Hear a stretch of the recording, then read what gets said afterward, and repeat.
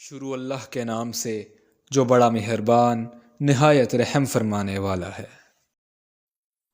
اور ان سے اس بستی کے بارے میں پوچھئے جو سمندر کے کنارے پر تھی، جب وہ ہفتے کے حکم کے بارے میں حد سے بڑھنے لگے، جب ان کے ہفتے کے دن ابھر ابھر کر مچھلیاں ان کے سامنے آتیں اور جب ہفتے کا دن نہ ہوتا تو نہ آتیں۔ اس طرح ہم نے ان کو آزمایا اس وجہ سے کہ وہ نافرمانی کرتے تھے۔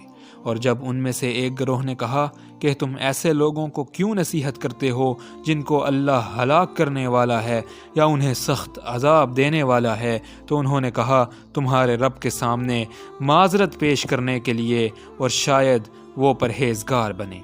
پھر جب وہ اس بات کو بھول گئے جس کی انہیں نصیحت کی گئی تھی تو ہم نے ان لوگوں کو بچا لیا جو برائی سے روکتے تھے، اور ہم نے ان کو سخت عذاب میں پکڑ لیا جنہوں نے ظلم کیا تھا اس وجہ سے کہ وہ نافرمانی کرتے تھے۔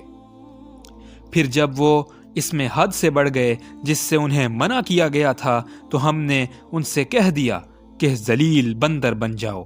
اور یاد کیجئے جب آپ کے رب نے اعلان فرمایا کہ وہ قیامت کے دن تک ان یہود پر ایسے لوگوں کو مسلط کرتا رہے گا جو انہیں برا عذاب چکھائیں گے، بے شک آپ کا رب ضرور جلد سزا دینے والا ہے اور یقیناً وہ بڑا ہی بخشنے والا نہایت رحم فرمانے والا ہے۔ اور ہم نے انہیں زمین میں مختلف گروہوں میں تقسیم کر دیا، ان میں سے کچھ نیک تھے اور کچھ اس کے علاوہ تھے، اور ہم نے اچھے اور برے حالات کے ساتھ ان کی آزمائش کی تاکہ وہ اللہ کی طرف رجوع کریں۔ پھر ان کے بعد ایسے نالائق جان نشین ہوئے جو کتاب کے وارث بنے، وہ اس حقیر دنیا کا سامان ہی لیتے ہیں اور کہتے ہیں کہ ہمیں ضرور بخش دیا جائے گا، اور اس کے بعد اگر ان کے پاس اس جیسا اور سامان آ جائے تو اسے بھی لے لیں۔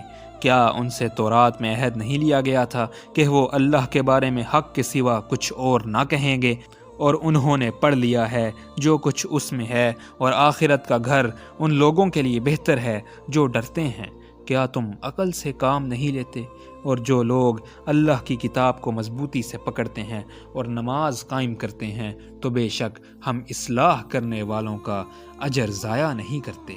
اور یاد کیجئے جب ہم نے پہاڑ کو ان کے اوپر اٹھایا گویا وہ ایک سائبان ہو، اور انہوں نے خیال کیا کہ وہ ان پر گرنے والا ہے۔ ہم نے کہا جو ہم نے تمہیں تورات عطا فرمائی ہے اسے مضبوطی سے پکڑو، اور جو کچھ اس میں ہے اسے یاد رکھو تاکہ تم بچ جاؤ۔